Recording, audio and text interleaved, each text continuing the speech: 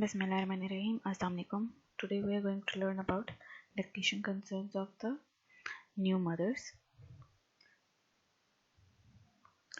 So first of all is obesity and breastfeeding. Overweight and obesity prior to pregnancy and excess weight gain during pregnancy are associated with short duration of breastfeeding, and this may be due to inadequate milk supply. So ideal body weight is very important for lactation success. तो ये इस वजह से भी हो सकता है कि एक्सेस फैट टिश्यूज हिंडर करते हैं ब्रेस्ट फीडिंग को, या फिर और भी जब ज़्यादा एडिपोज टिश्यूज बॉडी में होते हैं तो वो बहुत सारे हार्मोनल जितने भी फंक्शंस होते हैं या प्रोसेसेस होते हैं उनमें भी हिंड्रेंस लेके आते हैं, तो जिसकी वजह से प्रॉपर या इनएडिक्वेट मिल्क सप्लाई होती है, प्रॉपर मिल्क सप्लाई नहीं होती। तो एक सक्सेसफुल लैक्टेशन के लिए ज़रूरी है कि वेट कम किया जाए। ओबीज मदर्स के लिए lactation is very difficult. Then comes socio economic status. तो सब मदर्स को, चाहे वो लो इनकम हो या हाई इनकम हो, उनको ब्रेस्ट फीडिंग सपोर्ट चाहिए होती है। तो जो लो इनकम वुमेन होती हैं उनके पास एजुकेशन नहीं होती, सपोर्ट नहीं होती, कॉन्फिडेंस नहीं होता, और ऊपर से उनको मिक्स्ड मैसेजेस मिल रहे होते हैं इन्फेंट फीडिंग प्रैक्टिसेस पे, तो जिसकी वजह से दे आर कंफ्यूज्ड और वो प्रॉपर तरीके से इंफॉर्मेशन और अवेयरनेस ना मिलने की वजह से प्रॉपर ब्रेस्ट फीडिंग नहीं करवा पाती हैं और इनिशिएट नहीं करवा पाती हैं सही तरीके से। तो स्ट्राइकिंग डिफरेंस है लो इनकम प्रेग्नेंट वुमेन की प्रोफाइल में और एफ्लुएंट प्रेग्नेंट वुमेन की प्रोफाइल में। तो इसको मैं आपको वैसे जनरली हम डिस्कस कर लेते हैं ताकि आपको पता हो और आपको सही तरीके से समझ आ जाए कि मैं क्या कह रही हूँ। नॉर्मली लो प्रेग्नेंट वुमेन जो मदर्स होती हैं उनको इर्द गिर्द से या फैमिली से सपोर्ट नहीं मिलती, ठीक है। तो फैमिली से सपोर्ट नहीं मिलती, उसके अलावा क्या होता है कि जब वो चेकअप के लिए जाती हैं या हॉस्पिटल में जाती हैं डिलीवरी के लिए, तो वहाँ पे अक्सर ऐसा होता है कि जितने भी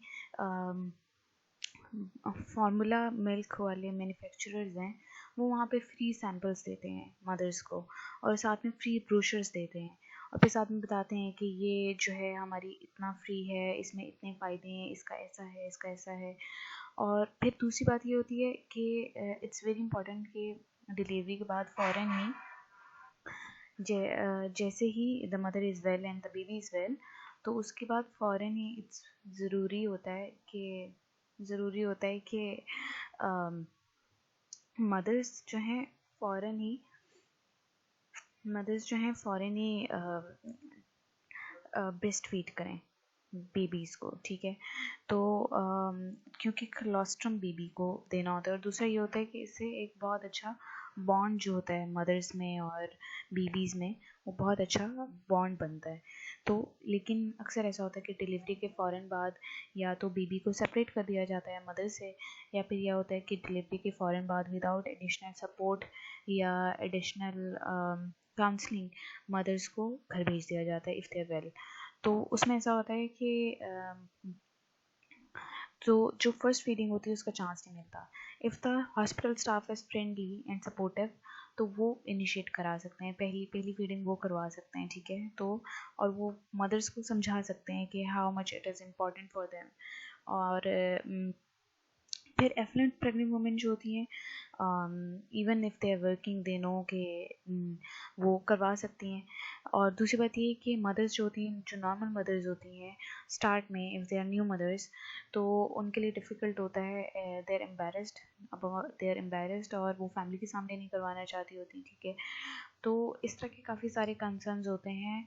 जो कि सोशियो इकोनॉमिक या लो अवेयरनेस की वजह से या लेस सपोर्ट की वजह से, लेस कॉन्फिडेंस की वजह से हिंडर करते हैं। तो हम उन कंसर्न्स को देख लेते हैं। अच्छा, these are concerns of breastfeeding initiation expressed by expectant mothers. The first is embarrassment. Second is time and social constraints and concerns about loss of freedom, particularly issues of working mothers, ठीक है, कि उनको सबसे ज़्यादा मसला ये होता है कि टाइम कंस्ट्रेंट्स होते हैं, सोशल कंस्ट्रेंट्स होते हैं, नहीं कर सकती, दे आर वर्किंग मदर्स, ठीक है, तो टाइम नहीं होता, ठीक है, या फिर they are working in front of the public और दे कैन नॉट हर 2 घंटे बाद ब्रेक नहीं ले सकती हैं, ठीक है, तो इस तरह के कंस्ट्रेंट्स होते हैं। फिर फैमिली और फ्रेंड्स की तरफ से सपोर्ट नहीं होती, ठीक है, उसके बाद लैक ऑफ कॉन्फिडेंस, कॉन्फिडेंस नहीं होता उनको, they are not easily confident about the mother's anatomy or the baby mother connection, ठीक है, तो उसके लिए जो है इट्स वेरी इंपॉर्टेंट कि फैमिली सपोर्ट करे, फ्रेंड्स सपोर्ट करें, घर वाले पहले से बताएं, समझाएं, जो भी कंसर्न्स हैं उनको दूर करें, ठीक है। Concerns about diet and health practices, some mothers उनके कंसर्न्स ये होते हैं कि अगर हम लैक्टेशन करवाएंगे तो क्या कहते हैं, हम प्रॉपरली फिट नहीं हो पाएंगे, हम प्रॉपर अपने वापस वेट पे नहीं जा पाएंगे, या जो ब्रेस्ट होती है इट विल बिकम सैगिंग, ठीक है, तो अपनी एनाटमी के बारे में या हेल्थ या डाइट के बारे में कंसर्न होती हैं, ठीक है। फिर एडोलेसेंट्स जो होती हैं, जो बिल्कुल यंग मदर्स होती हैं और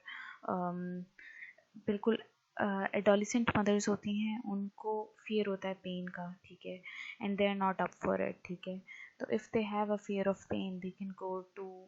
the people or the experienced ones and they can tell there are many ways to reduce the pain, ठीक है। फिर आता है additional obstacles to the initiation and continuation of breastfeeding, इसमें आ जाता है insufficient prenatal breastfeeding education, तो पहले से एजुकेशन नहीं मिलती, ब्रेस्ट फीडिंग की पहले से एजुकेशन नहीं होती, तो क्या कहते हैं, ये है प्रेगनेंसी के दौरान में, ठीक है, उस वक्त जो है प्रॉपर अगर एजुकेशन ना हो, अवेयरनेस ना हो, तो इट्स डिफ़िकल्ट। फिर उसके बाद आता है health care provider apathy and miss information, जो हेल्थ केयर प्रोवाइडर्स हैं, ठीक है, जिनके साथ उनका कांटेक्ट है मदर्स का, चाहे वो हॉस्पिटल स्टाफ हो, चाहे वो डॉक्टर्स हों, ठीक है, या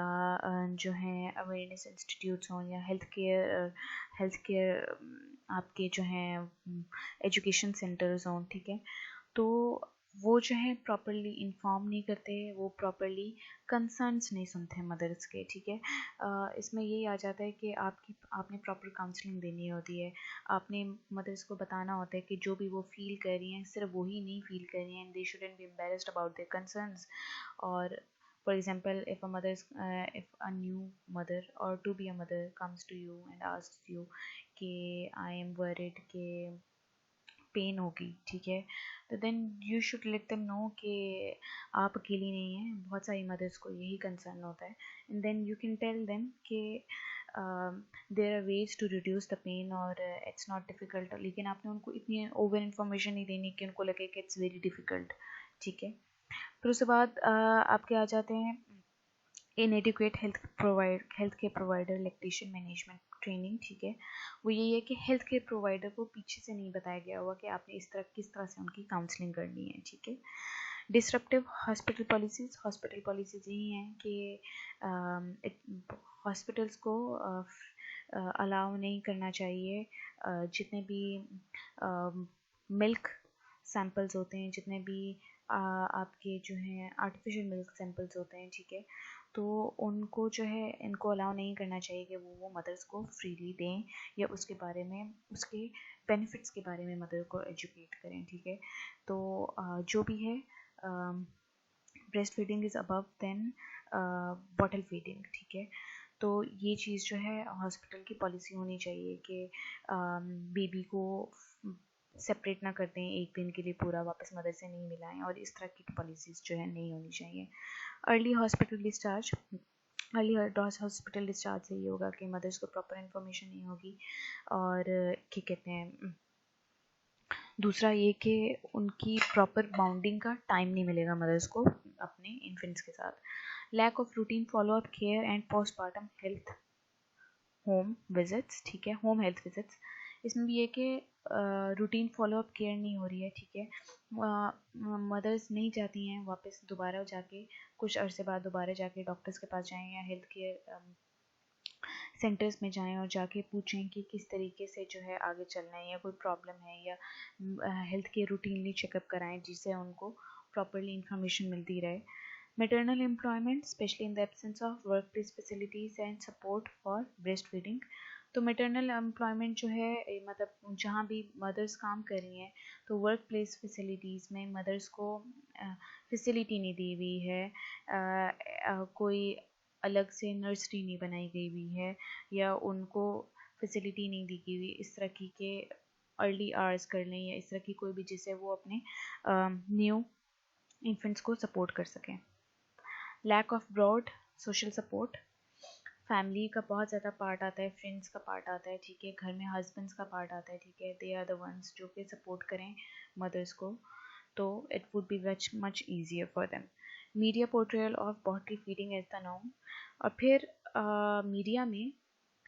ये अब आप खुद भी देखेंगे कि ये चीज़ बहुत ज़्यादा नॉर्मल है, बॉटल फीडिंग बहुत ज़्यादा नॉर्मल है, ठीक है, it's considered normal in today's life, it's considered better in today's life. कई लिहाज से कहा जाता है और कई लिहाज से कई जगह पे एजुकेट किया जाता है कि bottle feeding is much better then breast feeding, ठीक है। तो इस वजह से भी मदर्स दे आर वो सोचते हैं कि इट्स बेटर कि अगर हम बॉटल फीडिंग करवाएं, ठीक है। तो then comes unfounded concern that breast feeding causes breast ptosis और सैकिंग, ठीक है, ये भी कंसर्न होता है कि द एनाटमी विल बी डिस्टर्बटेड, ठीक है, तो इस वजह से भी मदर्स ब्रेस्ट फीड नहीं करवाती हैं। Commercial promotion of infant formula through distribution of hospital discharge packets,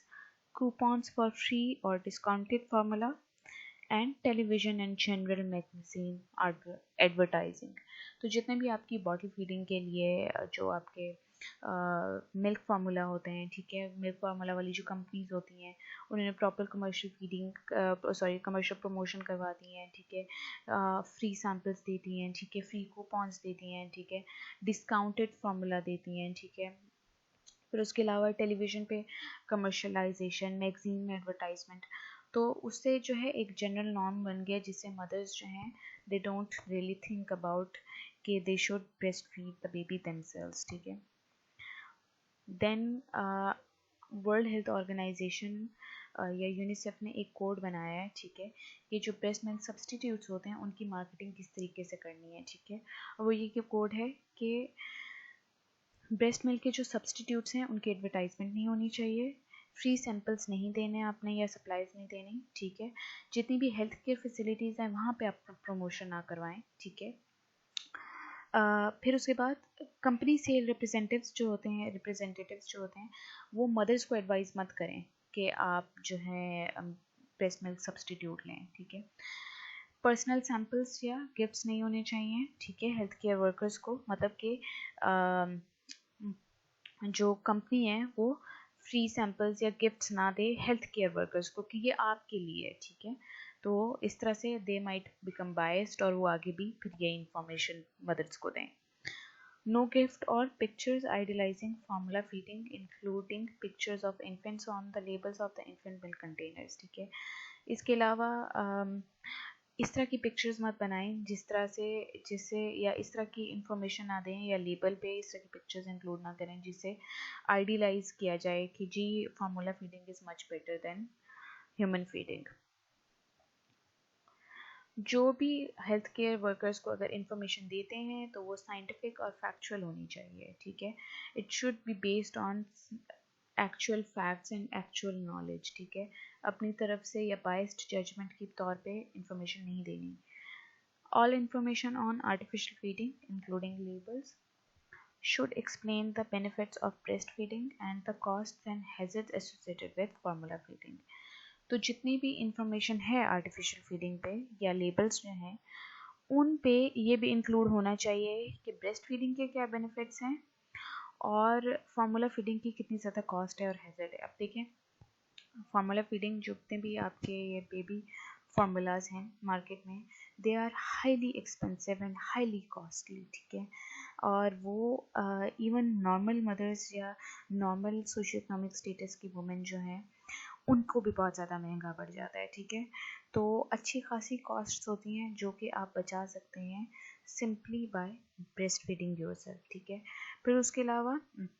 क्या कहते हैं, ये चीज़ आ जाती है कि जो फार्मूला फैट बेबीज़ होते हैं they are not very close to the mothers, ठीक है। वो बॉन्ड डेवलप ही नहीं होता उनका मदर्स के साथ, और मदर्स का बेबीज़ के साथ वो बॉन्ड डेवलप नहीं होता, एंड इट्स वेरी इंपॉर्टेंट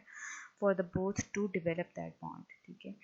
फिर उसके अलावा ब्रेस्ट फीडिंग से मदर्स जो हैं दे स्टे एक्टिव, उनका वेट लॉस होता है, उनके प्रॉपर हार्मोन्स जो होते हैं नेचुरली प्रॉपरली वर्क कर रहे होते हैं, ठीक है।